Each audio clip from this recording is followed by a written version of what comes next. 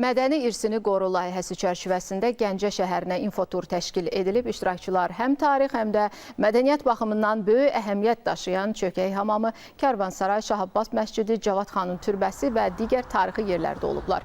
Onlara abidələr barədə ətraflı məlumat verilib. Layihənin məqsədi ölkənin zəngin tarixi mədəni irsinin təbliği, abidələrin bərpa və konservasiyası ilə bağlı praktiki biliklərin artırılması, milli kadr potensialının gücləndirilməsi, gənc nəslin maarifləndirilməsidir. İndiyə qədər Qobustan Milli Tarix Bədii Qoruğunda böyük və kiçik Mərdəkan qəsrlərinə, Zərgərpalan hamamına da infoturlar təşkil olunub.